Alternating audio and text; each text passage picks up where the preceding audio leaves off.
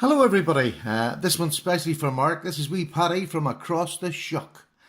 Nice to speak to you all again. I've been away for about 4 or 5 days now since I made a video, so this is just a wee quick one, and it's a VR response to JTs Knife Life.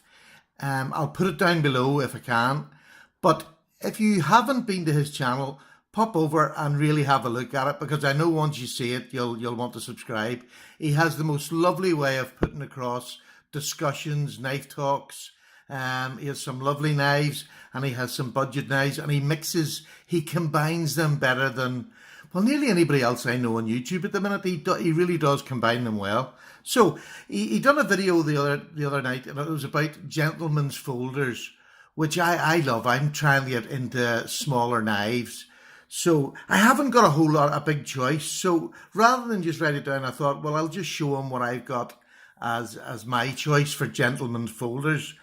The first knife I'm going to show you is really, it is a gentleman's folder in my eyes, but it's standing. I'm waiting for a knife to come in the post, and I thought it would have been here by now. It hasn't arrived yet. And it's a gentleman's folder from Ganzo, would you believe? But anyway, this is this knife. This is the Little Horns Black Knight that I showed about 4 or 5 days ago. All the blades for me in a gentleman's knife need to be about 3 inches and under. So this knife fits in well. It's a lovely Knife Life. It's only about 2.5 ounces. Nice little clip.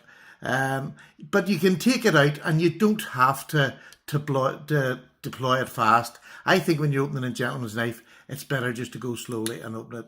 Then you're not going to scare anybody away. If I go in and just walk in somewhere and flick a knife like that, to me that's what scares people. It's not necessarily the knife, but it's the way you open it and deploy it. So that's the first one that I'm going to show as my little gentleman's folder, but it is a standby, and when the other one comes, you'll see why the new one is beautiful. That's there. My second one is my Lockpack knife. I showed this on the channel. I'd put the wee D-ring, brass D-ring on it. It's brass lined, brass pins, and it's a lovely blade. This is the brother, and this is the 1502. Now, to me, this is just a classic gentleman's folder. Its G10 scales are absolutely beautiful. Absolutely. The knife is impeccably done. For the price of the knife, it's just amazing. There's hardly a flaw in it. The cutting blade is 440C, and it cuts like it's such a good slicer. You can see the 440C in the back there. It's such a slicer. It is so well done. I'm surprised more people haven't got this knife. I genuinely am. It's such a good knife. But there we go. We'll set that down for now. That's the second one. And the third one, I think, well, I'm sorry, this one here, on the back of it, I clipped this into my pocket. I'm not very good at knives hanging down inside my pocket. I had a problem with that. I've been trying to get into more traditional knives, and they just sort of float in the bottom of your pocket, a lot of them. So I haven't been having a good time with it, so I'm sort of rethinking how I carry them.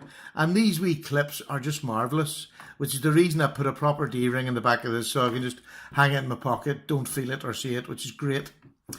The next knife is the same problem and solved by the same method. It's the Alox Victorinox, and this one is the Farmer. And again, I have it on the little clip, and it goes in the side of my pocket, either the secondary knife or as a gentleman's folder. And I suppose it depends where you're going. The main blade in this is a lovely blade. You know, you can do plenty of work with this blade. Really, really nice. The big thing about this and why I got this is there's an awl on it and there's a saw on it. As you know, I like bushcraft and things, but if I'm going out, if I want to saw a wee bit off a tree that I would use for whittling, it's nice to have this knife on me to do that. No matter where I am, if I see a wee tree with a nice branch that's looking good for a spoon, it comes off.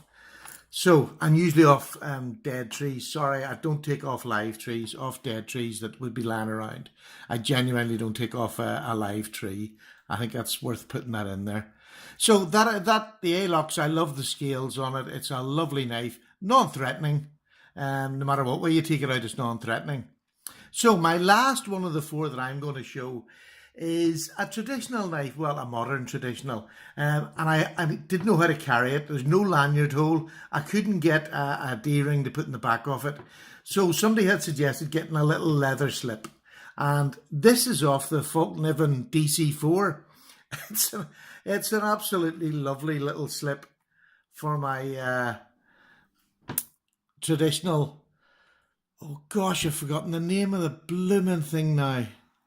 Oh, Stephen, you're a plunker. But anyway, it's got the Lockpack on it, on the main blade, and I have a sheep's foot and a spay blade on it. Oh, I can't remember the blooming name of it now.